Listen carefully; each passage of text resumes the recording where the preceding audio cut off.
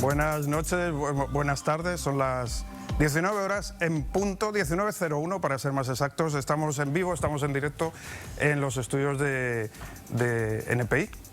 Y este va a ser un viernes muy especial, porque va a ser el último viernes que el Salón está presente y que va a estar con ustedes en las pantallas de NPI.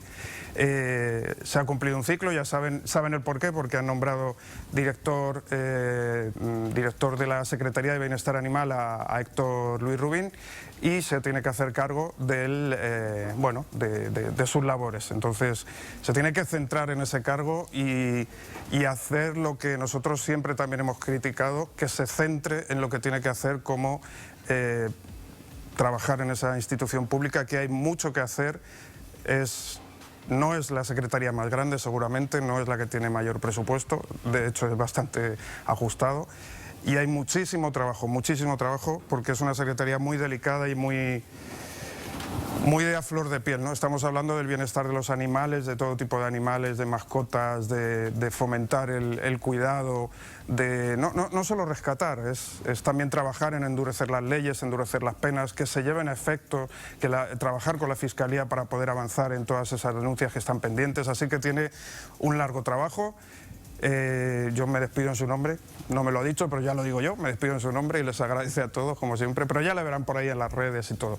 Y yo hoy, para ser el último día, pues he ocupado su lugar y necesitaba apoyo también, lógicamente, no me voy a quedar aquí yo solo un viernes, y quién mejor que Mateo Ladino, que ya le conocen ustedes de sobra, y con el que he estado compartiendo también hasta hoy, y con Ruth Tuaso, el Salón de los Pasos Perdidos en Chaco Boreal 1330, que ha sido una experiencia formidable, increíble, les puedo decir.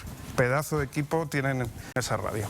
Hola José, ¿cómo estás? Mateo. Hola, bienvenidos al Salón. Es un verdadero privilegio para mí estar aquí y compartir contigo, José. La verdad que es un cierre que se merece este programa, y a partir de ahora arrancamos con un repaso completo, principalmente del área política. Tenemos muchas novedades que se han dado a lo largo de esta semana, una oposición que más que nunca se nota quebrada en este año 2024, y por supuesto, ¿qué va a pasar de aquí en más? Una evaluación completa, una radiografía de lo que hoy se maneja en política, en cuestiones del Congreso Nacional, y por supuesto, José, tenemos invitados especiales el día de hoy. Nuestra primera invitada es Joana Ortega, que ya está en los estudios, está ahora justo detrás de cámara, creo que ya está microfonada y todo, ¿verdad? Y yo, pues, ¿te podemos hacer pasar? ¿Quieres pasar, Joana? Sí. Vamos a invitarla a pasar, Joana. Como no, bienvenida. Bienvenida. Esto ya ven que es en vivo y funciona así. Llega nuestra invitada, no la hacemos esperar. ¿Cómo están? Así que, Buenas noches. ¿Cómo Hola, estás, ¿cómo Joana? estás? Muy ¿Qué bien, tal? un gusto estar con ustedes. Sí. Bienvenida. ¿Cuánto tiempo? ¿Verdad? Y pues siempre hemos hablado por radio y tal, pero Sí, es hace cierto. tiempito que nos veíamos así en persona. Bueno, no sé si nos escuchabas que este era el último día del Salón. Estuve escuchando. Sí, la próxima semana arranca el ADN de la noticia con la compañera Fátima, y también a las 7 de la tarde, y nosotros ya no estaremos. A lo mejor nos encontramos en otro lugar, pero lo que sí tengo claro es que van a tener buenísima información aquí en NPI. Y estamos aquí para hablar de esta semana y estos inicios de año tan maravilloso que hemos tenido. Decíamos hace rato, más que nunca este año 2024 fue o está siendo un año de muchas explosiones en lo político. Como que hasta ahora nos sentamos un poquitito a pensar, bueno, ¿qué va a pasar con nuestro país? ¿Hacia dónde vamos? Porque hasta ahora estamos de escándalo en escándalo, todavía no hemos hablado de proyectos importantísimos que están allí nomás, a la vuelta de la esquina. Y bueno, decía yo hace rato, quizá una oposición que está quebrada, principalmente el Partido Liberal, que ya ustedes lo vieron, van de pelea en pelea, y estamos en un momento complicado para todos en general, porque esto nos afecta a todos, diputada. Así es, bueno, nosotros diputados y senadores, los que no estamos en la comisión permanente, que es la que sesiona en estos meses, tenemos receso parlamentario, ¿verdad? Y yo decía, esto tiene mucho de parlamentario y poco de receso, porque en realidad No paráis. descansamos solo en unos días, ahí era fiesta. Además, después fue bastante movido realmente el clima político. Yo creo que normal en el inicio de un gobierno, se sabe, son los primeros meses, y bueno, empiezan como todas las polémicas, los debates, digamos, todavía propios de un gobierno que inicia, ¿verdad? Y bueno, nosotros de un par de meses antes, pero con las dificultades también de una oposición en minoría, eso hay que decir, en Cámara de Diputados creo que es una minoría bastante más palpable que en la de senadores, donde todavía se busca tener un equilibrio en algunas cosas por lo menos, y hay un balance hacia un lado, hacia el otro, porque son como uno o dos jugadores que giran la balanza hacia un lado o al otro, ¿verdad? En diputados, bueno, bastante menos. Por supuesto, lo que mencionabas del Partido Liberal es un tema súper importante para la oposición, porque sigue siendo el partido más grande de oposición. Y bueno, las dinámicas que tuvo el partido después de la última elección del 30 de abril, creo que son dinámicas propias también de la reorganización de un partido y demás. Yo lamento sí que se dé con violencia a veces o con ese clima así tan álgido. Creo que tenemos que buscar en todos los partidos de oposición tener los debates de forma lo más democráticamente posible y resolver las cosas en casa para poder dar también una opción a la ciudadanía que espera de nosotros una oposición seria, responsable, una oposición que pueda construir también la unidad, ¿verdad? Que creo que siempre es como el reclamo de nuestro electorado. No importa si te encontrás con un votante del Encuentro Nacional, del Partido Liberal, de País Solidario, Patria Querida, lo que siempre piden es únanse, por favor, para hacer frente al gobierno. Ahora, la gente que vota oposición yo creo que tiene esa expectativa. Entonces, bueno, lo que define al Partido Liberal finalmente de sus distintas situaciones o dinámicas internas, como decía, va a ser importante para el resto de la oposición, definitivamente.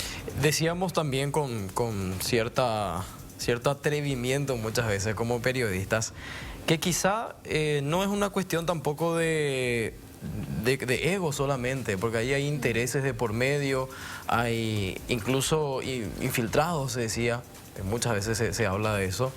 Y creo también, diputada, que de alguna manera ustedes son conscientes de esa situación, pero es complicado a veces encontrar el camino. Al menos esa es la lectura que hacemos aquí desde afuera, porque muchas veces es diferente también adentro. Yo creo que hay, por un lado, intereses seguros, o sea, intereses hay en todo, ¿verdad? Hay intereses y hay agendas también.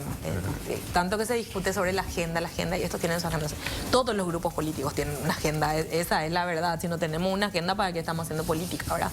Tenemos una agenda, algunas con motivos muy particulares y otras con motivos colectivos, ¿verdad? Digamos, pueden ser distintas las motivaciones. Y ahí las diferencias. Creo que la oposición tuvo como rasgo en toda la transición democrática esta cuestión de dinamitarse en distintos partidos políticos. Entonces eso hace que cueste más llegar a un entendimiento. Nos dividimos por diferencias mínimas. Yo soy parte de uno de los tantos partidos de oposición que surgieron en la transición democrática. Nosotros fundamos el partido en el 2000 y logramos el reconocimiento ante la justicia electoral en el 2002. Es un partido muy joven todavía. Sin embargo, siempre tuvo desde el inicio del partido representación parlamentaria. Y bueno, ahí es donde yo creo que cuesta un poco cuajar. Y creo también que hay un rasgo que heredamos de la dictadura, esto de marcar las diferencias y decir, bueno, vos sos un poco diferente a mí, entonces yo no me quiero juntar contigo. Y hay un montón de situaciones que se dan ahí que creo que tenemos que saber conducir de una manera más democrática, entendiendo que por algo ya no somos todos parte de un mismo partido político. Es decir, si no hubiésemos estado hoy 3 partidos políticos que vinieron de la dictadura, que sobrevivieron, digamos, la dictadura, que por supuesto el Partido Colorado, que sobrevivió porque era parte de el liberal y el febrerista, y hubiésemos sido 3 partidos políticos. Ya tenemos varios partidos porque hay diferencias, sí, mínimas que nos separan, pero tenemos que buscar a pesar de eso la unidad en la acción. Yo creo que esa es la clave, ¿verdad? Pero todavía nos cuesta, digamos, el consenso, nos cuesta entender cuando algún compañero o compañera toma otra postura. Intentamos mucho, ¿verdad? Pero cuesta. ¿Pero qué hay detrás, diputada? Porque cuesta decir, pero muchas veces no nos ponemos a pensar exactamente por qué. ¿Qué es lo que hay detrás? ¿Hay ego? ¿Hay quizá divisiones de pensamiento?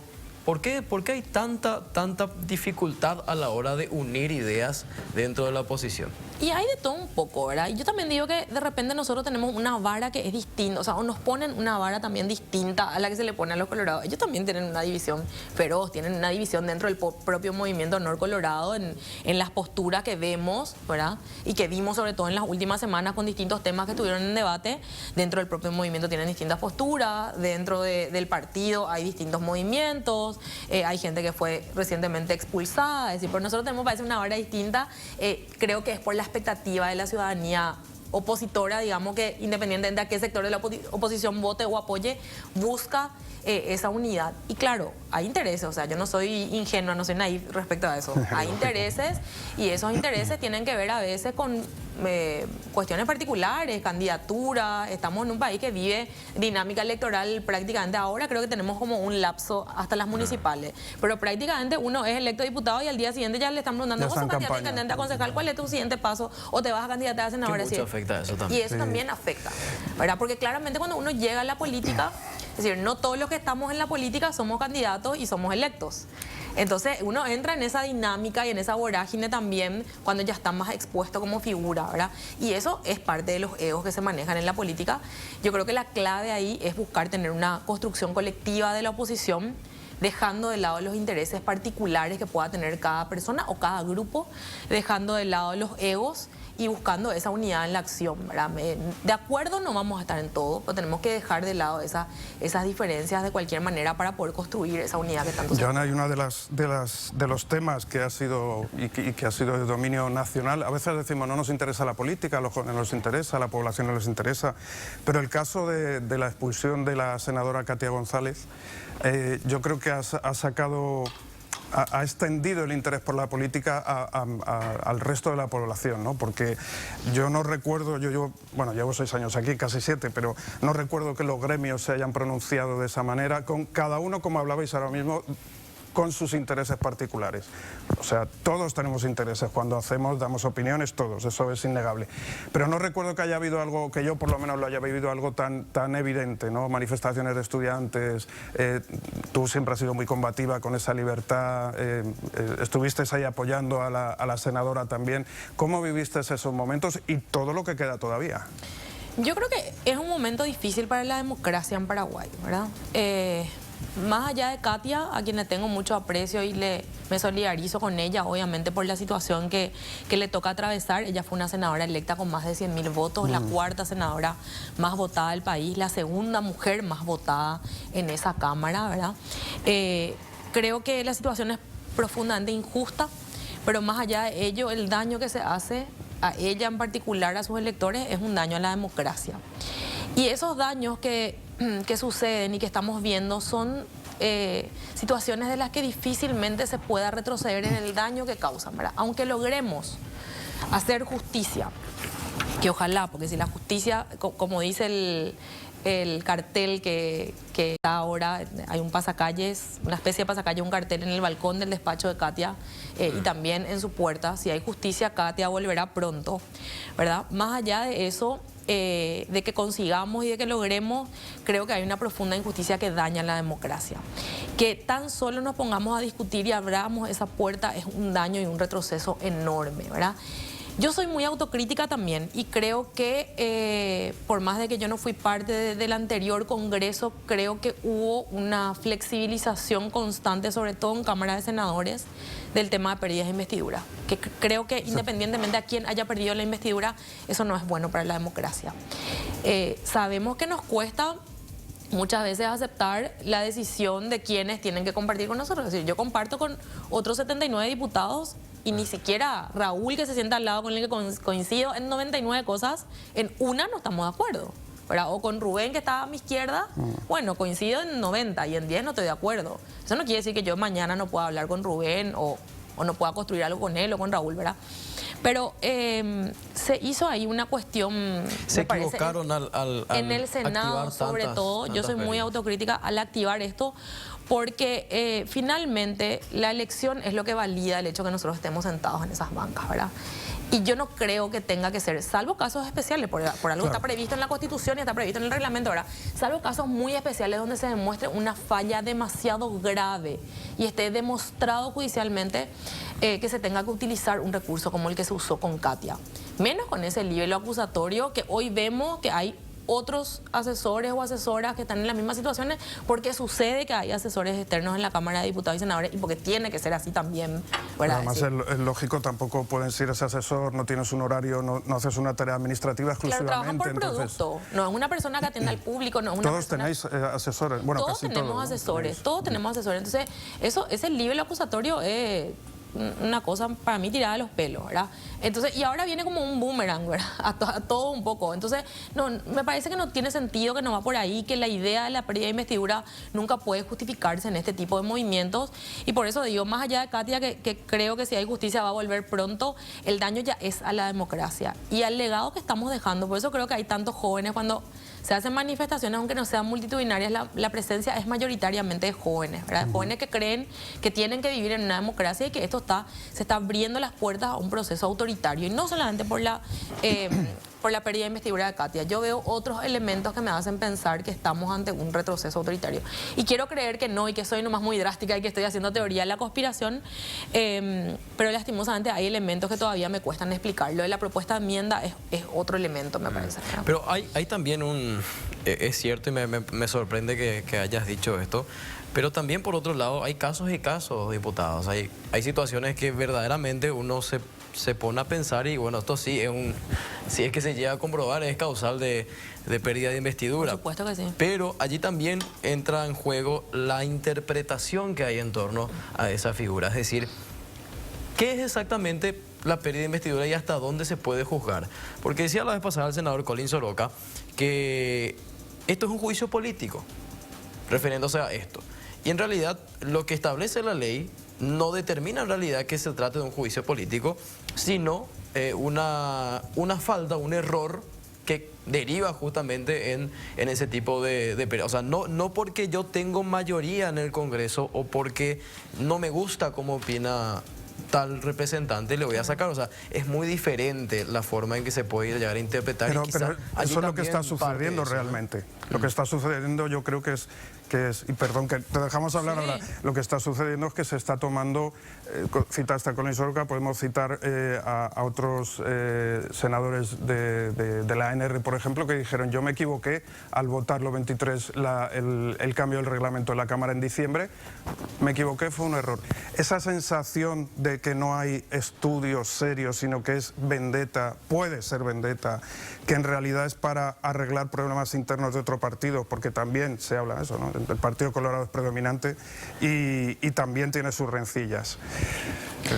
Por eso yo hacía un poco la autocrítica, ¿verdad? Porque un sector de la oposición en el periodo pasado apoyó varias pérdidas de investidura. Sí. Y yo hacía la autocrítica, ¿por qué? Porque me parece que nuestras posturas no pueden cambiar según qué tan conveniente sea. Entonces, cuando nos queremos autoblindar, ponemos lo de los 30 votos. Cuando queremos sacar la Katia, ay no, se necesitan 23 y hacemos una interpretación ligera. Digo, hacemos como cuerpo, sí, como poder legislativo, ¿verdad?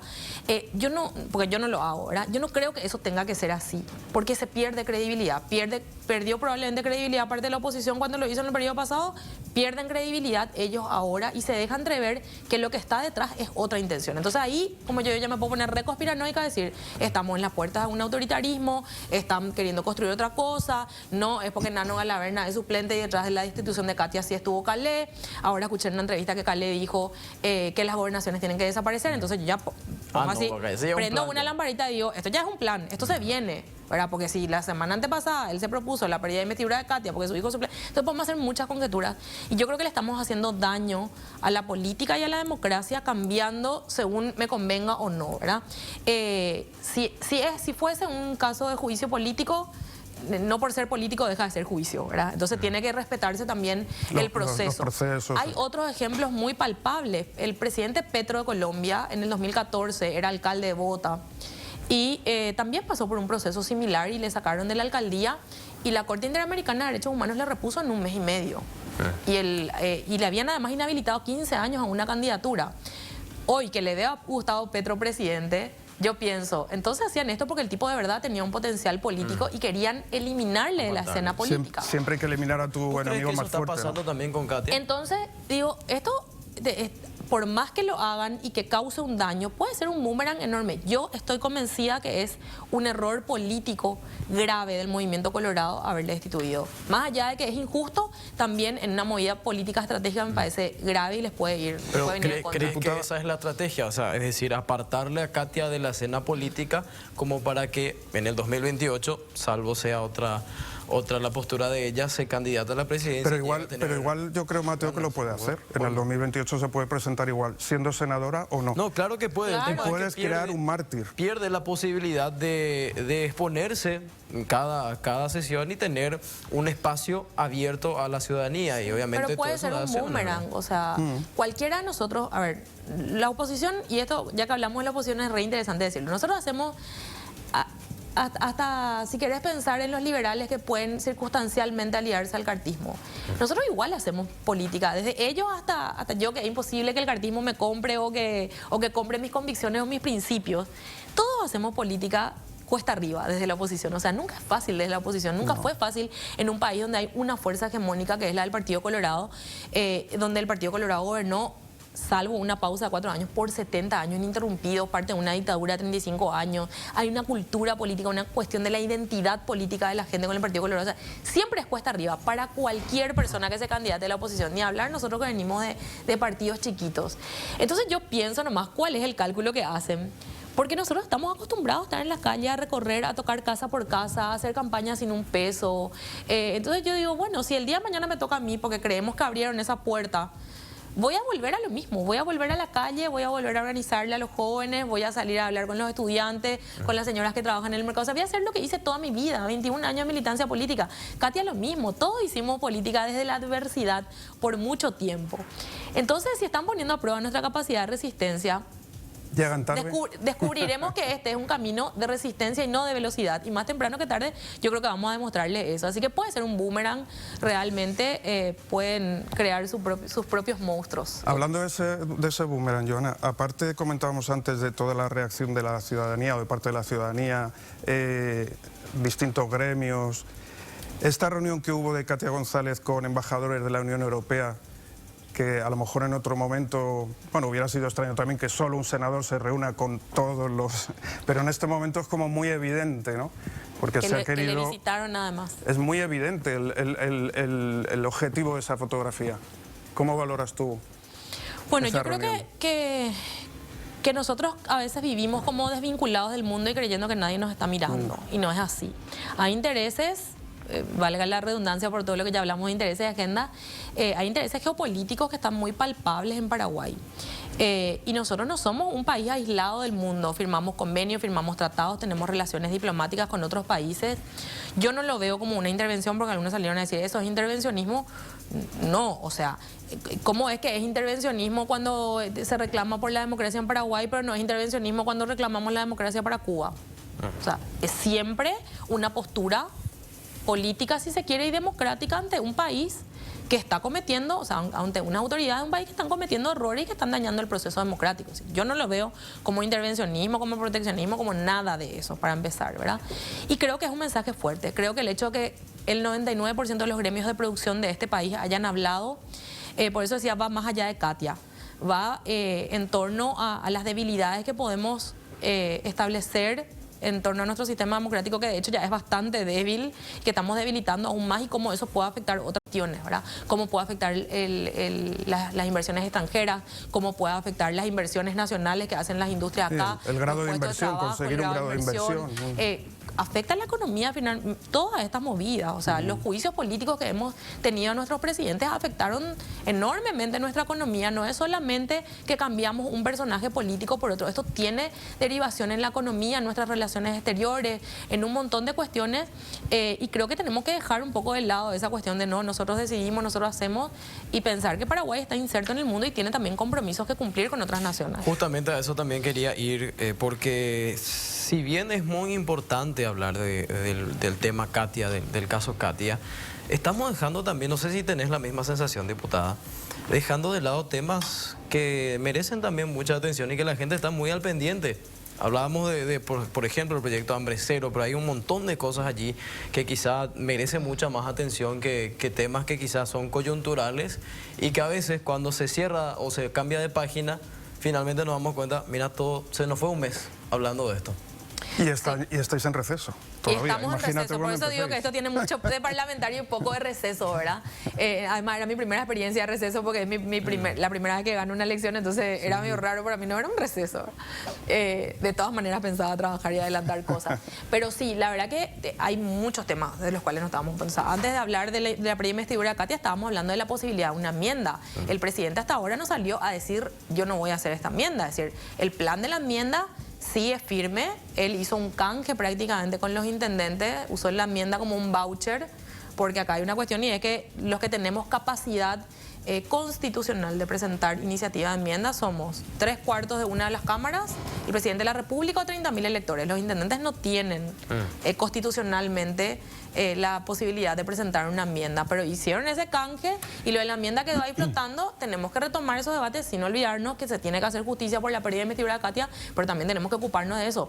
Lo de hambre cero, yo creo que hoy es un día clave para que pensemos qué es lo que de verdad el gobierno quiere hacer con el hambre cero, porque hoy vimos escuelas sin techos, Sí. escuelas que se caían a pedazos, padres que tuvieron que construir baños, un ministro que le pide a la Asociación de Funcionarios y Docentes del Ministerio de Educación que reparen 2 colegios en Asunción. O 2 Que hagan, centros eso, educativos. ¿cómo era? Que hagan vaquita o algo para yo entender qué es lo que hizo el ministro de Educación. Él le envió una nota dirigida a la Asociación de Funcionarios y Docentes, una nota oficial del Ministerio pidiéndole apoyo económico en estos términos para la reparación de infraestructura de 2 colegios, 2 centros educativos de la capital del país, ¿verdad? Lo cual es grave porque acá hay un municipio que técnicamente recibe Fonacide para eso. Si no recibe es porque no rinde cuentas.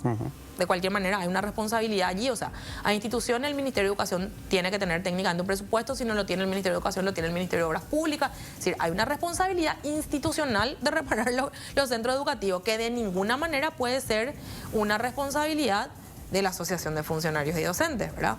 Eso por un lado. Entonces están como institucionalizando, no sé, yo ya me imagino así la ministra de Salud saliendo a pedirle a los pediatras, la Asociación Pediátrica, que haga vaquita y compre vacunas de sus propios fondos, una cosa así. Y es tremendo, es O institucionalizar decirle- la apoyada, es institucionalizar Sí, o las prácticas. Decirle a los pacientes de cáncer que veíamos hace un rato, no, anda nomás a comprar otro remedio. Que de hecho ya, claro, que ya, ya hacen sucede, luego, ¿verdad? ¿verdad? Que los pacientes compran, que los médicos compran insumos, sucede, pero es institucionalizar, es darle un ropaje institucional cuando queda una nota oficial de un ministro delegando una función que nunca va a ser de la Asociación de Funcionarios, ¿verdad? No sé, es como que lleguemos acá y yo venga invitada a este programa y ustedes me digan, no trajiste tu micrófono, porque no hay, tenés que comprar vos el micrófono, ¿verdad? O como que yo le pida a los que trabajan en mi despacho que hagan una vaquita y me compren una notebook porque yo necesito hacer mejores leyes y tener más tecnología para escribir los proyectos de ley, ¿verdad? O sea, para mí es impensable hacerlo. Para mí hay una cuestión ahí muy grave de querer delegar una función que es del Estado y que se tienen que entender como una obligación del Estado, sobre Sí. todo con educación y con salud. Y por otro lado hay una cuestión jerárquica de poder que es más grave porque finalmente él le estaba pidiendo a los funcionarios de una institución de la que él es la cabeza, Estado-Nación. Entonces, todo eso en torno al hambre cero y decir, pero ¿qué es lo que quieren hacer entonces, verdad? Si los niños son la prioridad, porque hoy vimos colegios que estaban empezando el ciclo lectivo con aulas virtuales y no presenciales, ¿verdad? ¿Cuál es la prioridad del gobierno? O presentaron este proyecto de hambre cero para presentar una enmienda para darle los impuestos a los intendentes, para acostumbrarnos a las enmiendas y después presentar otras enmiendas sobre reelección a otros temas. 19:34, la temperatura 26 grados. Estamos en vivo en los estudios nuevos. Bueno, llevan poquito, se estrenó hace poquito esos estudios de NPI. En la última edición del Salón de los Pasos Perdidos nos sigue acompañando la diputada Joana Ortega. Antes del corte nos quedamos, creo que estamos hablando de educación, ¿verdad? Nos quedamos Así hablando es. de las declaraciones del ministro, ¿verdad, Mati? Mati, Sí, sí. bueno, es Mateo, pero le llamo Mati. Así es. Ya puedes, Mati. Sin lugar a dudas, es el tema de hoy, la Es el educación. tema de hoy. Y vemos, me decías vos hace rato también puntualizando lo del ministro, pero por sobre todas las cosas también ver la realidad que hay detrás de eso. Estos kits escolares que se repartieron, es increíble. Hablábamos hace rato con el presidente del Con Marecos. Sindicato Nacional de Directores y él decía, evidentemente aquí hubo una improvisación gigantesca que uno no se puede explicar. ¿Cómo puede ser que en el primer año de gobierno, que uno diría, bueno, es el año donde planificaron todo, caiga de esa manera un ciclo escolar que, bueno, ahí vemos, ese es el resultado, ese es el kit escolar que recibieron hoy los chicos en las escuelas. Y aquí en Asunción, vemos que evidentemente la realidad va a ser incluso hasta más complicada por la forma en que se pretende también introducir todo esto, diputada. Sí, la verdad que es lamentable porque tiempo tuvieron para prepararse para la vuelta a clases, ¿verdad? Nosotros tuvimos el proceso de debate del presupuesto general de gasto de la Nación, 2 meses más o menos de recibir en audiencia a todos los ministros del Ejecutivo, incluido el ministro de Educación, por supuesto. Cuando el ministro de Educación estuvo en la bicameral de presupuesto, yo fui miembro, tanto senadores como diputados que estamos ahí, somos testigos de que él dijo, me voy contento porque me están dando todo lo que pido. Entonces yo dije, bueno, nuestra vuelta a clase va a ser espectacular el próximo año, ¿verdad? Entonces yo me pregunto, si le dimos todo y esto era lo que él tenía planificado, ¿qué plan de educación tiene este gobierno? ¿Qué planes tiene para la educación este gobierno? Sí, este es el estado en que hoy iniciamos las clases, ¿verdad? Escuelas, como decía, sin techo, otras que tuvieron que iniciar de forma virtual, los kits que llegaron incompletos después de mucho tiempo también de estar, creo yo, los padres reaccionaron porque acostumbrados a recibir un kit más completo, ¿verdad? Unos kits incompletos. Yo me pregunto ahí entonces, este retraso que tuvieron por todo el debate de la Unión Europea finalmente nos da la razón. Bueno, necesitaban esos fondos. El ministro también lo confesó. Necesitaban esos fondos y generaron un retraso con todo el debate que lo usaron con motivos y fines meramente electorales. Hoy vemos porque finalmente los propios cartistas votaron para que no se derogue ese convenio, ¿verdad? Y hoy vemos que eso hace aguas por todos lados. Hoy yo le escuché a un ministro que, sin ánimo de ofenderle, cantinfleó en todos los medios de comunicación en los que habló. Yo le escuché hoy atentamente. En uno inclusive se animó a decir que teníamos, no sé, los que denunciábamos algunas cosas o los periodistas, a alguien le dijo problemas de comprensión lectora, ¿verdad? Sí. Bueno, entonces es grave, ¿verdad? Es grave que busquen excusas simplemente para algo para lo que tuvieron tiempo de prepararse. En primer lugar, en la bicameral de presupuesto él podría haber planteado lo que me dan es insuficiente. En segundo lugar, tienen las herramientas que son todas las herramientas normativas, legales, constitucionales, si querés, para que pueda hacer su trabajo. Ampliación presupuestaria, reprogramación presupuestaria, todo lo que podría haber necesitado, porque literalmente en ese Congreso nadie, de ningún color, de ningún partido político, le va a decir no a un ministro de Educación que pide y justifica para qué lo está pidiendo, ¿verdad?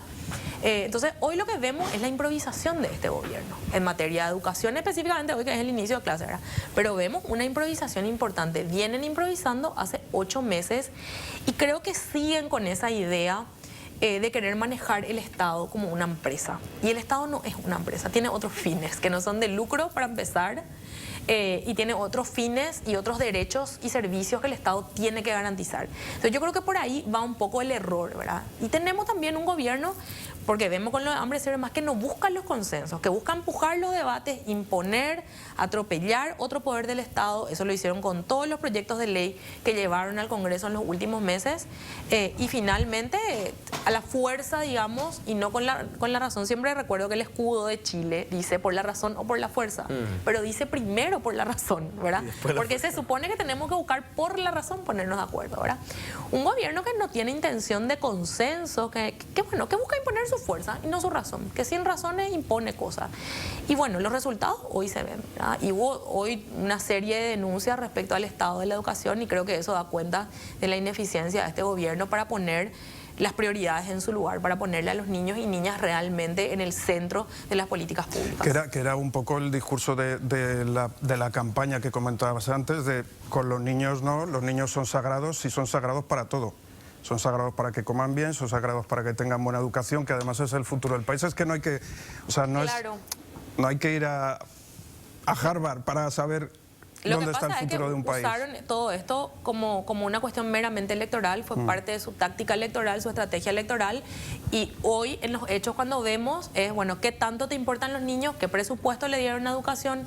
¿Qué hicieron? ¿Cómo gestionaron la vuelta a clase? ¿Cómo prepararon el sistema educativo? Y te das cuenta que si dicen que los niños son su prioridad, es mínimo una mentira, ¿verdad? Las prioridades se ven en los hechos, no en las palabras. Podemos llenarnos de discursos, pero tenemos que hacer algo por los niños y niñas que finalmente son el futuro de este país. Retomando un tema que habíamos hablado antes, seguimos hablando de derechos también, el derecho a la educación, el derecho a tener una vivienda digna, el derecho a la libre expresión, el caso muy reciente que también ha recorrido redes sociales, ha recorrido, y todavía lo que le queda, de la senadora Norma Aquino, alias Yaminal, haciendo una denuncia contra un medio de comunicación por la sátira, algunos le llaman sátira, otros le llaman, ¿cómo le llaman? Es un atentado contra el derecho de la mujer, ¿no? ¿Cómo ves tú todo eso? Bueno, yo creo que hay dos cuestiones. Una, en primer lugar, yo soy muy crítica a ese tipo de postura como la de la senadora Yaminal, porque creo que quienes hacemos política de forma pública y además cobramos una dieta, o sea, tenemos una paga por el trabajo que hacemos, parte de nuestro trabajo es estar expuestos, ¿verdad? Expuestos a la crítica, no solamente expuestos a que te pidan una selfie y contentos porque llegas a un lugar. Estamos dispuestos a la crítica en cualquier espacio público, en los medios de comunicación, los periodistas, la ciudadanía, y quienes no están dispuestos a pagar ese precio, pues se equivocaron de lugar de trabajo, diría yo, ¿verdad? Es como que quieran ustedes hacer periodismo sin hacer entrevistas. O sea, ¿cómo lo haría? ¿Verdad? Es parte esencial del periodismo. Entonces, yo soy muy crítica que se quiera utilizar cualquier herramienta legal, cualquiera, para censurar a los medios de comunicación, a un periodista. Eso puede ser sátira, puede ser lo que quieran hacer. Tenemos que aguantar, es decir, acá tenemos esta presión en guaraní. No sé si conoces Pire Perení. Sí, si quieres hacer sí. política, no puedes ser Pire Perení. Tenés que aguantar, ¿verdad? Y generar el debate, digamos, en términos democráticos, no con un juicio porque me siento violentado, no sé. Ahora, lo de la violencia me parece que no tiene nada que ver con esto. O sea, esto es censura, no tiene nada que ver con violencia, no tiene nada que ver con violencia de género. Miré una y otra vez el reel de Leti y yo no encuentro explicación. Pero lo grave no es que es solamente ese reel, es que es también el caso de Chena, es que hay una serie de casos, son 3, y en los 3 interviene el cartismo. Y en los 3 casos buscan usar esta ley como censura, ¿verdad? Entonces yo creo que la ley puede tener modificaciones para mejorar el objeto de la ley, porque el espíritu de la ley de la 5777 nunca fue que se use para casos de censura, siempre fue para buscar proteger, y la estadística ahí juega a nuestro favor. 20.000 casos de denuncia más o menos se hacen en el marco de la ley 5777, y de los 20.000 sabemos que 3 fueron de censura, y el resto son casos verídicos de violencia, Sí, cumple su fin la ley. ¿Sabes qué me llama la atención? Perdón, Matías, ahora continuamos tú. Adelante. ¿Sabes qué me llama la atención? Que en mi opinión personal, permítame que en este caso concreto, además, los otros dos no conozco exactamente en profundidad tampoco, pero se trata muy a la ligera lo que es el daño a la mujer, se trata demasiado a la ligera, y esto afecta a las mujeres que realmente necesitan esa protección. Exactamente. O sea, una mujer, en mi opinión, está menoscabando la efectividad de esa ley por un reel que le han hecho, que le han puesto la cara de un cerdito. De su parte, ¿verdad? No, Claro, y ahí yo ¿me entendéis lo que quiero conspiranoica decir? de nuevo. Ahí yo me pongo conspiranoica y digo, si detrás de los 3 casos de utilización de esta ley para censura y no para cuestiones que realmente son de violencia... Claro, para proteger a las mujeres. Porque yo no sé si estas personas que denunciaron y que usaron la ley para censurar en realidad vivieron en una relación tóxica o abusiva. La violencia psicológica es otra cosa y no se parece en nada a la crítica en medios de comunicación o por parte de periodistas o de la ciudadanía. No se parece en nada. Es otra realidad completamente distinta. Y las mujeres que en algún momento vivimos violencia en nuestras relaciones sabemos de qué hablamos, ¿verdad? Que realmente es otra situación. Entonces, los 3 casos que están versus los 20.000 que sí se usan para violencia, los 3 casos está el cartismo detrás. Entonces yo pienso, ¿no será una forma de desacreditar la ley? Esto es parte de su agenda, porque todos tienen una agenda, ellos también tienen su agenda, y decir, esta ley ya no nos sirve, tenemos que derogar, y nuevamente abrir esto de que hay que derogar, porque no, o sea, somos un país donde cada 10 días muere una mujer en manos de su pareja. Esta ley, si se puede mejorar, tenemos que tratar de mejorarla para que cumpla su objetivo, pero derogarla de ninguna manera, ¿verdad? Y menos por 3 casos aislados donde el cartismo está detrás. Y por otro lado, hay una segunda cuestión que me parece clave, y es que esto tiene que ver con la complicidad del poder político con el poder judicial, porque estos jueces deberían desestimar el uso de esta ley para este tipo de casos y no lo hacen. Y no lo hacen porque hay injerencia del poder político en el poder judicial. Entonces, en un país donde todo funciona institucionalmente, que no es Paraguay, estos jueces deberían estar en el jurado de enjuiciamiento de magistrados. Pero el jurado de enjuiciamiento de magistrados maneja quién o está cooptado por quién, por el mismo sector político. Y muchas ¿verdad? veces también allí hablando nomás nuevamente de Yaminal, en su momento habías dicho, hablabas incluso de comprensión de la ley y demás cuestiones, ¿verdad? Pero de igual manera es como un reflejo de aquello que en algún momento temíamos, de que esa falta que muchas veces es algo real y que nos cuesta a veces también admitir. Falta de educación a la hora de ir a votar, falta de formas de interpretar, ¿verdad?, quién realmente es un buen representante. A veces nos encontramos con personas que quizá uno diría, ¿cómo llegó hasta ahí? No lo digo por Yaminal, no, que no se tome por aludida, pero sí cuidado, digo que hay cuidado, que no tiene fueros. Sí, claro. Pero sí digo que hay como una carencia a la hora de decir, bueno, ¿quién realmente está preparado ahí para hablar de leyes? Claro. Abogados son muchos, pero allá que conozcan realmente la profundidad que tiene una ley tan importante como la de protección integral a la mujer, muchas veces queda un poco de Claro, lado, y de hecho ¿no? ya la interpretación, la formulación de leyes nos compete a nosotros y la interpretación ya le compete al magistrado que va a aplicar, ¿verdad? Por eso digo que el magistrado no debería permitir que se aplique si el caso no es de violencia real, violencia de género, y por otro lado, si no deberían ser enjuiciados, y por eso tenemos un órgano extra poder técnicamente, aunque todo está cooptado por el mismo sector, ¿verdad? Pero de cualquier manera, de lo que vos decís, yo reflexiono en torno a la responsabilidad de los partidos políticos sobre a quienes presenta. Y ahí todos tenemos que ponernos las pilas, me parece, para institucionalizar no solo el Estado, sino también nuestros partidos políticos. Una democracia sin partidos políticos no existe. Y muchas veces se quiere plantear como que todos los partidos son iguales, como que todos los políticos son iguales, como que... Y eso realmente hace decantar un poco esta idea de la democracia basada en partidos. Y creo que tenemos que ser muy cuidadosos en esa explicación pedagógica. Necesitamos partidos fuertes, partidos que, por ejemplo, sean capaces de presentar y de pasar filtros y no filtros de Instagram a sus candidatos. Yo por suerte tengo foros para decir esto, pero filtros de verdad a sus candidatos, porque tienen que ser responsables como instituciones partidarias de a quién ponen a consideración del electorado, ¿verdad? Y después una responsabilidad de la política o de los políticos finalmente, como digo, ella ya es senadora, no puede pretender que todo el mundo le tire flores solamente. Claro. Nos vamos a ir a un corte, compañeros. En control, ¿os parece? Nos vamos a un corte, seguimos ahora un ratito más contigo. ¿Te quedas unos minutitos más con nosotros? Claro. Vale. Pues nos vamos a ir, pero antes...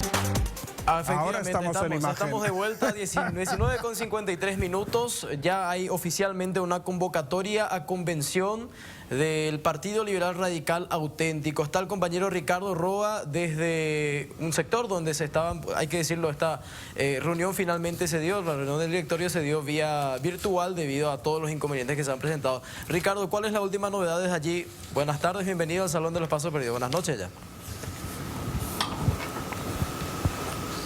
Hola Mateo, ¿qué tal? Buenas noches para vos, para toda la teleaudiencia. Sí, efectivamente, tenemos que hablar ya que hay una convocatoria a esta convención del Partido Liberal, donde como punto central tenemos que decir se va a estar debatiendo este pedido que realizan una mayoría, en este caso, del directorio del Partido Liberal, que es la expulsión de 4 senadores que son señalados de cartistas, es decir, personas que se han alineado a este sector político del Partido Colorado, que han acompañado una serie de proyectos que al parecer de la mayoría del directorio no eran beneficiosos para el país, y también señalan como uno de los detonantes la pérdida de investidura de la senadora opositora Katia González, que se dio justamente con el acompañamiento de estos 4 liberales. Estamos hablando de Dionisio Amarilla, de Hermelinda Alvarenga, de Edgar López y de Noelia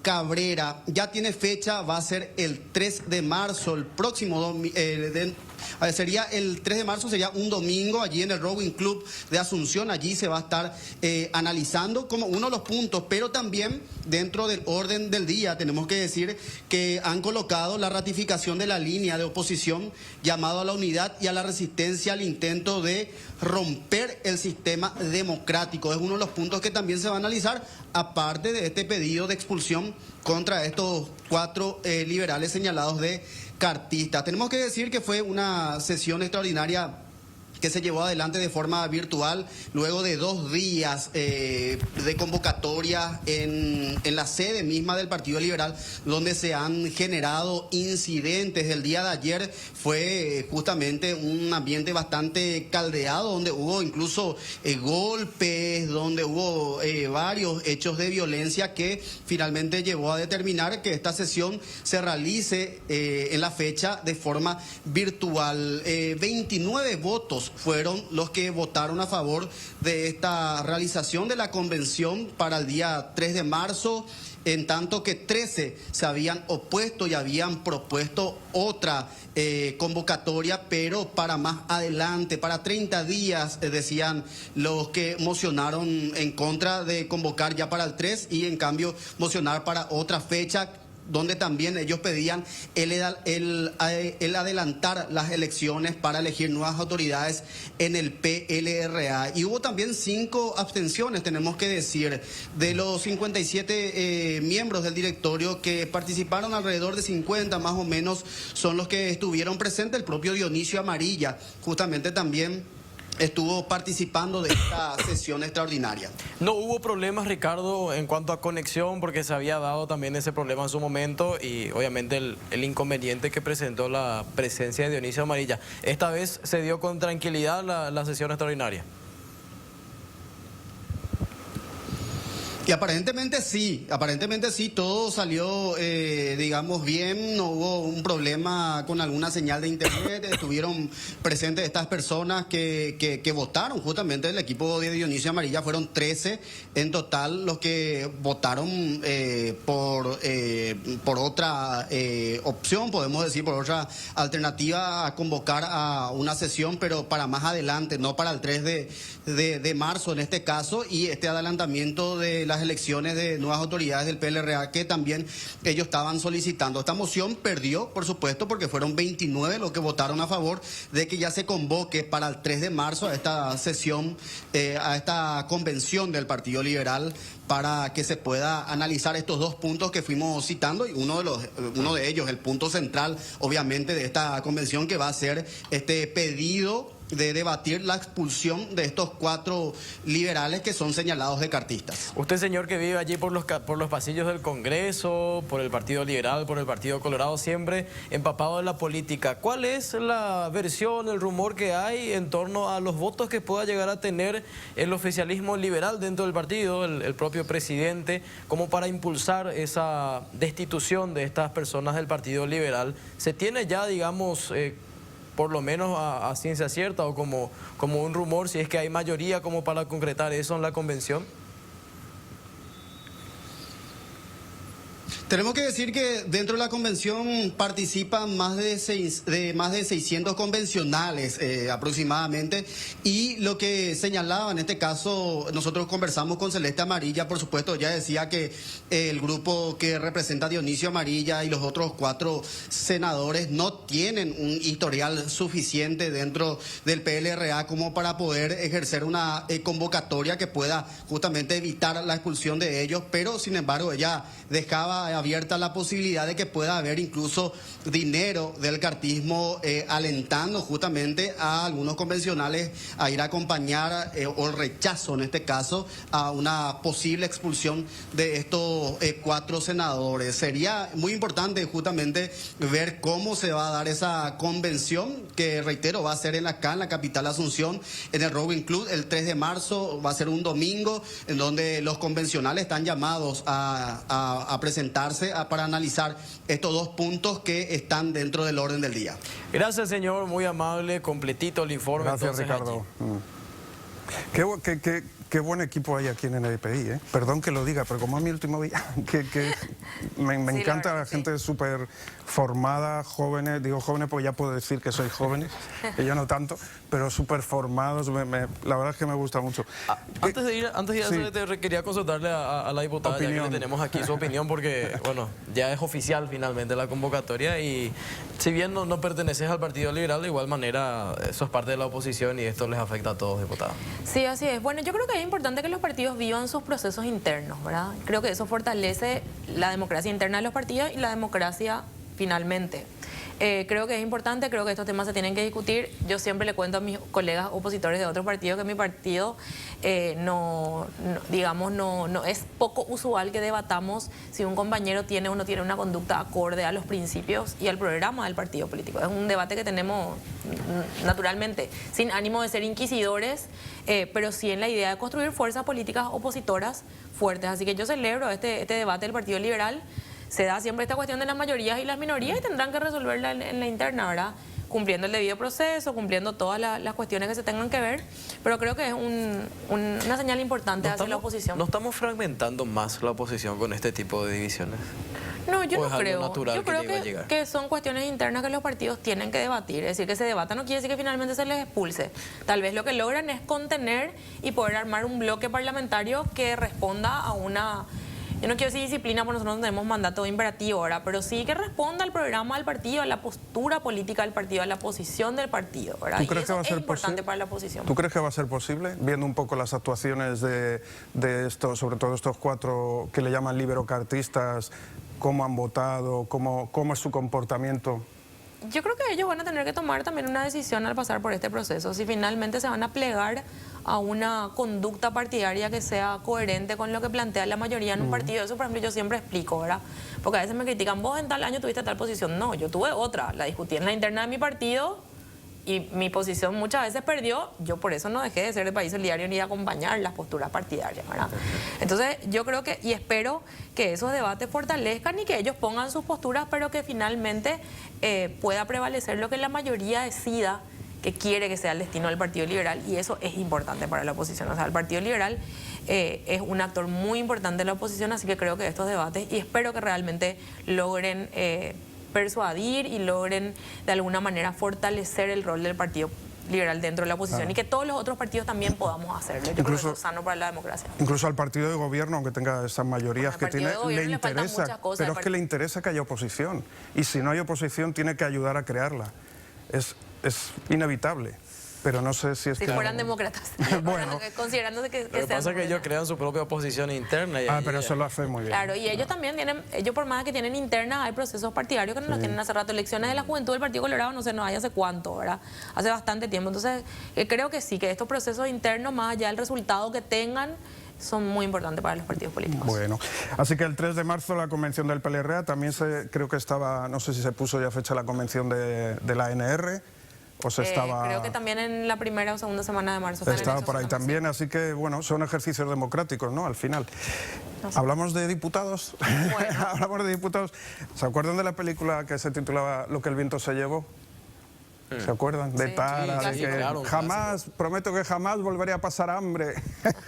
Es que tengo un material que me encanta el título que pusieron nuestros compañeros, que se llama El acuerdo político que se llevó el viento. Se complica la puja por la presidencia de diputados. Vamos a ver el material y luego charlamos. El presidente de la República, Santiago Peña, es el que propuso el acuerdo de otorgar la presidencia del Senado y de diputados en su primer año al cartismo y para el segundo a Fuerza Republicana, según afirma el diputado Mauricio Espínola, quien recuerda que el mandatario incluso ofreció firmarles un documento, pero ellos se rehusaron diciendo que confiaban en su palabra. Y nosotros queremos, en primer lugar, reivindicar ese compromiso ante el presidente de la República. A partir de ese momento estaremos analizando en bancada los caminos. Nosotros reivindicamos la presidencia de la Cámara de Diputados. ¿Cómo se hizo el acuerdo? Ahora, usted mencionó al presidente Santiago Peña. Él asumió ese compromiso en nombre del grupo... De Honor Colorado. Y nos dijo de que él firmaría y nosotros, no, presidente, no hace falta, confiamos en tu palabra. Pero firmó. No firmó.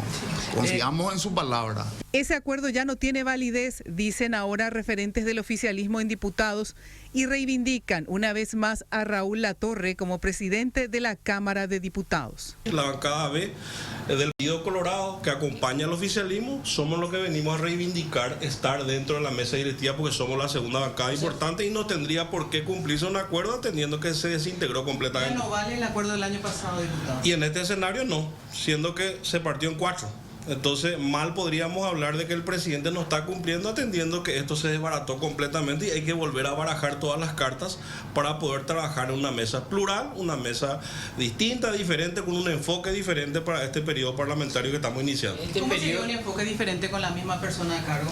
No, yo creo que Raúl habrá aprendido la lección. Tenemos que entender que a todos los diputados nos dan 2 asistentes, un asesor. Que ese diputado haya pedido por su señora, por su hermana, por su hermano, yo creo que es una responsabilidad, Rocío, individual. Entonces yo creo que el presidente seguramente va a venir habrá aprendido la lección. Bueno, mesa directiva, presidencia de diputados. ¿En qué quedamos? Un pequeño resumen. ¿Por qué es tan importante la mesa directiva? Bueno, es importante porque en primer lugar el presidente dirige las sesiones y eso le da un poder. Lógicamente tiene un reglamento que tiene que cumplir, ¿verdad? ¿O no? O no. Pero en diputados tengo que decir que se cumplió siempre.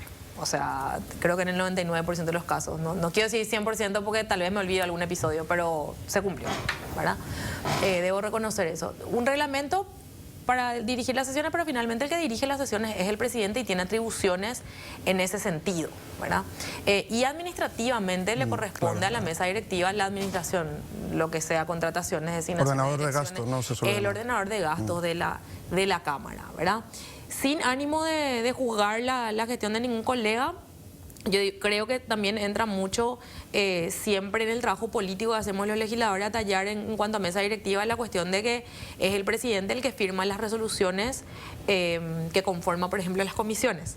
Entonces, dejando de lado lo administrativo, por eso digo, si yo quiero integrar la comisión de presupuesto, yo solicito como parte de mi bancada, que está integrada solo en mi caso, solo por mí misma, solicito en nombre de mi bancada la integración de tales comisiones, no sé, presupuesto, niñez, educación, las que quiera, justicia y trabajo, las que se me antojen. Y es el presidente finalmente quien resuelve cómo distribuir, cuidando una distribución equitativa según las bancas opositoras, liberales, coloradas, etcétera.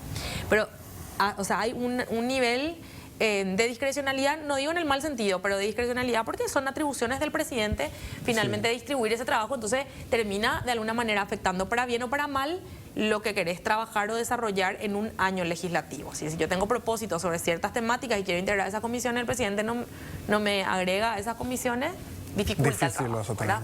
Entonces, creo que en términos políticos es muy importante. En el caso del Senado es más importante aún porque es el presidente del Poder Legislativo.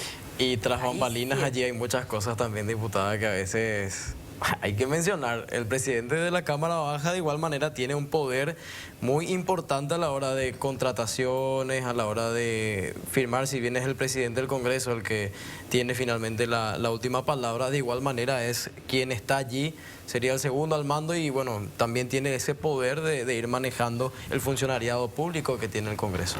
Sí, así mismo son todas las atribuciones administrativas que tiene el presidente, ¿verdad? De la Cámara y como decía del Congreso, porque además es el presidente de otro poder.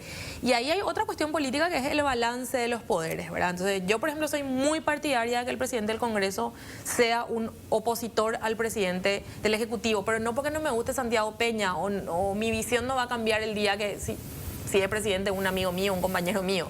Si yo creo que el balance de poderes es bueno para la democracia. Así como la alternancia es buena para la democracia, el balance de poderes. Y ahí entra como esa puja política de que todo un sector político quiera tener todas las presidencias o si lo va a repartir dentro de su propio partido. Vemos que ahora las dificultades son más internas porque en diputados, en senadores están hablando, pero en diputados es más difícil, tengo que reconocer, construir números para una candidatura opositora, ¿verdad? Por la cantidad de diputados del Partido Colorado, ¿verdad? Pero bueno, también ahí en las internas ellos tienen que acordar unas cuestiones. Finalmente, ¿cuál es o digamos, ya tienen por lo menos, más o menos una idea de a dónde apuntaría la oposición para poder pujar por esa mesa directiva? Nosotros estamos conversando todavía, no olvidemos que todavía rige la mesa directiva anterior, es decir, hasta junio, hasta el 30 de junio, la mesa directiva que fue electa el año pasado es la que va a regir.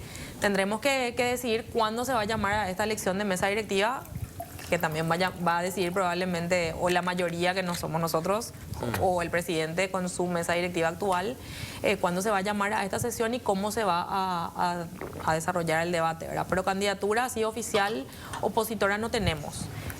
Por eso decía que en el Senado creo que está un poco más equilibrada la balanza. Para nosotros todavía cuesta porque el año pasado con 17 miembros de Fuerza Republicana, 22 liberales y 10 en ese momento del tercer espacio, no fuimos capaces de construir una candidatura que llegue a la presidencia. Hoy con las fugas que tuvo Fuerza Republicana a la integración de otras bancadas independientes o más cercanas al cartismo, yo veo que son menos las posibilidades, para ser honesto y no ilusionarle a nadie, ¿verdad? En diputados por lo menos son menos posibilidades, no obstante, claro que buscamos construir un consenso opositor para presentar esa a no ser que se fuguen votos también del oficialismo, pero eso es mucho más complicado. Es más difícil. La bandeja prácticamente la tienen servida allí. No sé si se es más fiel a la ideología del partido que en senadores, porque en senadores hay unas fugas y unos movimientos impresionantes. Creo que el Senado tiene otra dinámica para esto, ¿verdad? Así como con las pérdidas de investidura que yo creo que en diputados estuvimos mejor, en un poco en el Senado está más equilibrado, porque los colorados disidentes son personalidades con mayor peso político propio dentro de la interna colorada. Tienen la posibilidad ¿verdad? de negarse si quieren hacerlo. Exactamente. O sea, a una Lilian Samaniego vos no le decís lo que tiene que hacer. Hace lo que le parece que tiene que hacer, en la mayoría de los casos. ¿Verdad? Cachito Salomón y qué sé yo. Y además gente que ya articuló con la oposición. En diputados tenemos menos personajes con ese peso, personalidades, digo, con ese peso político, ¿verdad? Sí, pero es Entonces, una cuestión de carrera y de años. Claro, es una cuestión del tiempo, de la permanencia, Claro. además, sin querer juzgar, digamos, la situación. Sí. Entonces, en diputados tenemos una bancada de Honor Colorado más unificada en torno a una sola propuesta en la mayoría de los temas. Por ahora, ¿verdad? Yo siempre creo que en política la famosa frase y cambiante con la política puede cambiar en cualquier momento, pero por ahora va y viene siempre. Así es. ¿Me permitís? Porque teníamos otro material, pero ¿me permitís que lea unos mensajitos que han ido llegando ¿Cómo no? al WhatsApp de NPI, que es no dijimos el teléfono, pero aparecía en pantalla, 0981-169-744, ahí estaban cayendo algunos mensajes. ¿Qué dice la gente? Tengo 3 por aquí, vamos a leer estos 3. Es fácil hablar, pero lo único que hace la oposición, bla, bla, bla, leo literal, bla, bla, bla, este gobierno, improvisado, es lo único que dicen. Si existen falencias... Si existen falencias, bueno, será si existen, no sé, faltan comas, pero si existen falencias, pero dejen trabajar y trabajen ustedes, se pasan el día solo ver lo negativo. ¿Cuántas leyes presentó esta diputada? 10. Fui de los 10 diputados de 80 que presentó más proyectos de ley en 6 meses. Y ni siquiera creo que la productividad de un diputado pase por ahí, ¿verdad? No, porque además luego no todas salen, Claro. no todas se aprueban, no todas llegan a término. Necesitas Y también algunos están re mal escritos también. necesitas presupuesto, necesitas muchas cosas, ¿no? Bueno, te leo un mensaje más. Bueno, pena de muerte a estos traicioneros liberocartistas. Alguien debe estar muy enojado. Te leo algún mensajito más. No, van cayendo más. Hola, ¿de qué soberanía hablan los políticos si el Paraguay es exportador de materia en estado natural? Nada más. Qué hermosa Joana Ortega. Hermosa es la señora. Seguro que es madre casada, pero es linda y yuki. Encima, ¿Lo dije bien? No sé si, creo que está acompañando. Sí, mi marido me está acompañando. Sí, no ya sé. este horario ya es mi marido. favor. El pobre ya está. 2 más te voy a leer. Buenas noches. El nepotismo galopante podría ser justificativo suficiente para la evasión impositiva. Otro mensaje nos comenta, hola, ¿de qué? Este es el mismo, hola, ¿de qué soberanía hablan los políticos? Ya lo leí, no vuelvas a mandar, que ya lo leí. Algunos de los mensajes que nos llegan al WhatsApp de NPI para Joana y en general hablando de política. Decía lo de los 10 proyectos, algunos que presenté conjuntamente con otros colegas o que fueron iniciativa de otros colegas y yo acompañé, ¿verdad? De cualquier manera creo que se instaló como esta idea de cuántos proyectos presentaste, Sí, ¿verdad? total. Y siempre pienso en el ejemplo un poco de Francia, que es justamente la senadora Katia González, la que me comentó y ahí entré a leer e investigar una vez. En Francia los proyectos de ley se discuten 3-4 meses porque cambiar una normativa o introducir un nuevo paquete legislativo tiene una implicancia en el presupuesto, en un montón de cuestiones y se toma el debate y se analizan todas las aristas de una ley para hacer una nueva ley. Solo en Paraguay, vos un miércoles tenés 20 proyectos de ley en Senado, 20 en diputados, metemos leyes que y se aprueban en 2 días, ¿no? En 24, 48 horas. Yo no creo que la productividad de los legisladores pase por la cantidad de proyectos. Además, puedo divagarme y escribir un montón de proyectos que no responden ni a la técnica legislativa, o sea, que pueden estar mal escritos en términos prácticos, o que nunca se aprueben y de qué sirvió mi aporte, ¿verdad? Y esa es una crítica que yo suelo leer en mi Twitter cuando entro a mirar las respuestas de los trolls y siempre están como ustedes están quejando. Bueno, en primer lugar, el trabajo parlamentario consiste básicamente en dos o tres cuestiones. Una, presentar proyectos de ley y buscar la aprobación de los proyectos que presentamos, es decir, buscar que sean ley nuestros proyectos. 2, parlamentar, básicamente hablar, exponer posturas políticas. Y 3, desde una banca opositora, básicamente hacer oposición al gobierno. Es decir, los que a mí eligieron, no me eligieron para que yo me vaya a preguntarle a Santiago Peña qué puedo decir en la próxima sesión o qué debo decir o cuál es tu próximo proyecto, así yo te aplaudo cuando presentas, ¿verdad? La gente que me votó a mí es gente que espera una alternativa al partido que hoy nos gobierna, sin saber en ese momento que me votaron si íbamos a hacer oposición o gobierno, pero una alternativa al Partido Colorado o a las prácticas del Partido Colorado de sus legisladores. Por lo tanto, yo sí tengo que hacer esto, denunciar, controlar Y eso es parte, de hecho, la Contraloría de un poder a otro es fundamental. Entonces yo sí estoy convencida que estoy haciendo mi trabajo, no importa cuántas veces me digan que no hago. Después está el famoso que te critican y te dice, ¿y vos qué propones? ¿Verdad? En la discusión con los ministros en la bicameral de presupuesto tuve también ese ida y vuelta con algunos ministros y le dije, pero yo no te tengo que proponer nada, yo te tengo que controlar, ver si haces el trabajo con el presupuesto que te damos, criticar. Si se me ocurre alguna propuesta te comparto, pero señor ministro, a algún ministro le dije, usted cobra un sueldo para que usted busque esas soluciones de políticas públicas.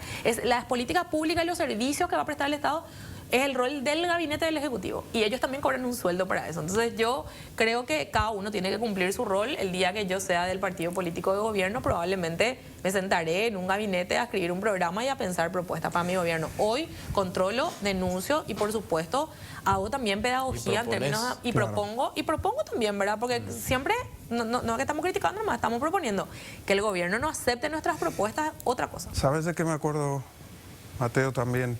Me acuerdo cuando hablas de denuncias, no se me olvida tu lucha en la Municipalidad de Asunción con el tema del intendente de Oscar Rodríguez, de todo el tema de las compras, estabas on fire, como se dice, estabas a full sí. Ahí, que luego las cosas pasan... Sí.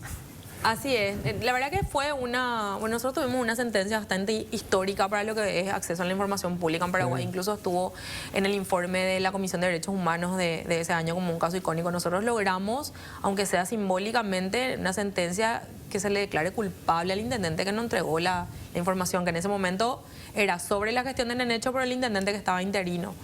Es César, algo no me acuerdo más. Cierto. César Ojeda. Entonces nosotros logramos una condena, una multa pecuniaria, es decir, avanzamos en el uso de esa ley de acceso a la información, siendo finalmente yo una candidata, pero una ciudadana. Y creo que fue importante el aporte que dejamos en torno a lo importante que es controlar en qué se usan los impuestos, en qué se estuvo gastando, sobre todo durante la pandemia cuando estábamos tan encerrados. Y bueno, finalmente eso es lo que yo busco trasladar y yo siempre decía en ese momento, una nueva forma de hacer política parecía algo como abstracto, pero cuando hacemos este tipo de Contraloría Ciudadana o ahora Contraloría Parlamentaria, si se quiere, eso es lo que veníamos a proponer con nuestra nueva forma de hacer política, ¿verdad? Una oposición que no solo critique por criticar, que critique con argumentos, que busque, que no sé, lo mismo mi equipo ayer encontró la nota del Ministro de Educación, hacemos lo mismo, vemos si la nota es fidedigna, si efectivamente ahora pedimos informe, queremos el detalle, queremos ver si hay otras asociaciones en las que se haya pedido, sí que estamos haciendo nuestro trabajo como oposición. Si no, miren los otros parlamentos del mundo, siempre hay una oposición haciendo trabajo de oposición y un gobierno haciendo trabajo de gobierno. Esa es la democracia, ¿no? Misma. Exactamente. Es la dinámica. Nos quedan 4 minutos, Mateo. Sí, fuiste invitada mañana va a haber una actividad importante. Mañana es el Día de la Mujer. Celebración del Día de la Mujer paraguaya, todo un evento detrás también que algunos van a ir y otros no. ¿Fuiste invitada, diputada? No, vi la nota de las concejalas, que me pareció además una muestra de solidaridad importante. Celebro que se unan concejalas de distintos partidos políticos, coloradas, liberales, encuentristas, patriaguería, para plantear una respuesta a este tipo de cosas de un día te sacamos y otro día te invitamos a un acto y fingimos que está todo bien, pero yo ni siquiera tuve la oportunidad de declinar la invitación o de rechazar o de explicar mis motivos, porque a mí no me invitaron a Son legisladoras, ¿cómo no te No, y de hecho hablé con mi colega Rocío Vallejo de Patriaguería, que es también legisladora opositora de Asunción. Le pregunté si le invitaron, tampoco le invitaron, me dijo ella. Entonces, somos unas cuantas no invitadas. ¿Podemos ver un trocito del pequeño material que hemos preparado sobre este tema y luego sigues opinando lo que quieras? Las concejalas de Asunción, Jazmín Galeano del Encuentro Nacional, Paulina Serrano de Patria Querida, Rosana Rolón de la ANR y Fiorella Forestieri del PLRA rechazaron la invitación del Congreso Nacional para participar de la conmemoración por el Día de la Mujer Paraguaya que se celebra cada 24 de febrero. La edil Fiorella Forestieri dijo que el hecho de no aceptar participar en este evento dedicado a las mujeres es un gesto político por los últimos acontecimientos registrados en el Senado, donde los cartistas y sus aliados concretaron la pérdida de investidura de Katia González. Aseguró que este hecho es un claro ejemplo de violencia política en contra de las mujeres. Dijo que no se trata de un caso aislado, sino que se viene dando desde hace tiempo, pero que aumentó en este nuevo periodo parlamentario. Realmente este fue solamente la consecuencia a nuestro criterio de la reiterada violencia política que ya vienen sufriendo nuestras representantes en distintos estamentos políticos, ¿verdad? Creemos que eso es gravísimo, creemos que la violencia política tiene, por supuesto, como fin el eliminar la mayor cantidad de representatividad femenina en las esferas que sea.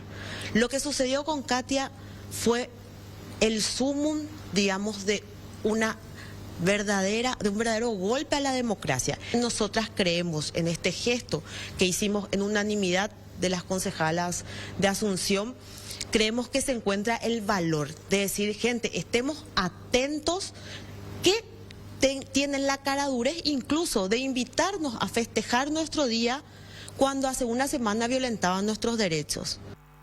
Finalmente, esa es la decisión que se toma. Usted, diputada, lastimosamente no tendrá el gusto de rechazar porque no fue invitada. No fui invitada y lamento realmente que así sea, no porque quiera estar en un acto protocolar ni nada, sino porque creo que esto tiene que ser o todos o nadie, ¿verdad? O sea, nos invitan a todas o no invitan a nadie, y no creo que tengan... Pero es reiterativo, ¿eso suele pasar? Sí, es reiterativo. ¿Y pasa en la municipalidad? Nos pasa con los eventos de Asunción también. Nosotras somos 2 diputadas opositoras por Capital, o sea, las 2 bancas de la oposición en Capital.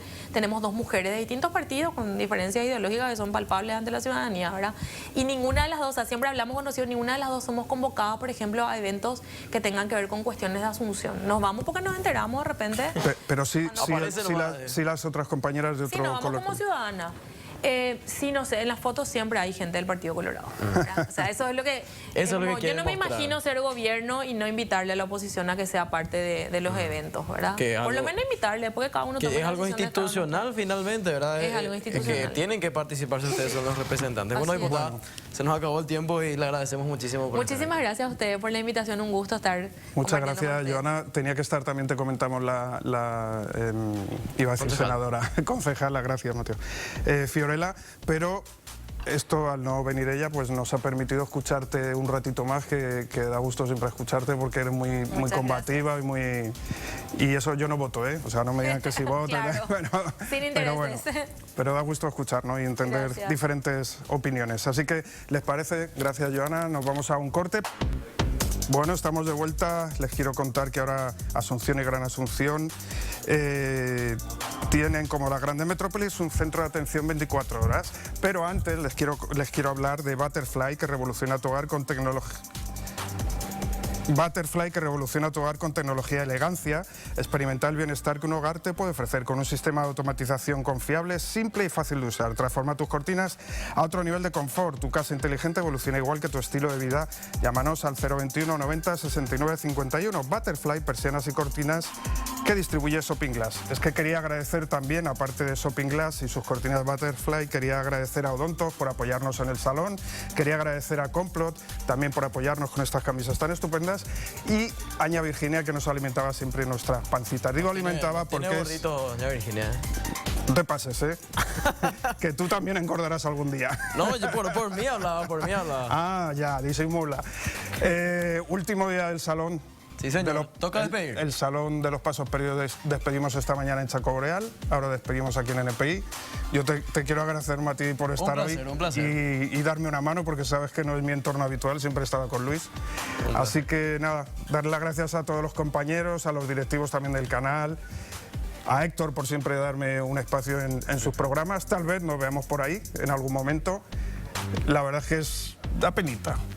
Una penita irse cuando empiezas a agarrar un poco... Sí, son etapas. Igual me sorprende el futuro, ya veremos. Nos tenemos que ir y te quieres despedir y yo luego voy a hacer una... No, nos vemos pronto nuevamente por Noticias Paraguay, siempre aquí informando. Tú ya mañana vuelves, no, mañana no, el domingo. El domingo a las 13:40 en Reporte Policial, como siempre con el resumen del fin de semana. Ojo, porque el programa de Mateo tiene una audiencia que no se lo pierdan. Es verdad que funciona muy bien. Gracias. Así que le voy a pedir prestado una frasecita a alguien que yo he admirado mucho, que ya no está entre nosotros. Una noche más. Buenas noches.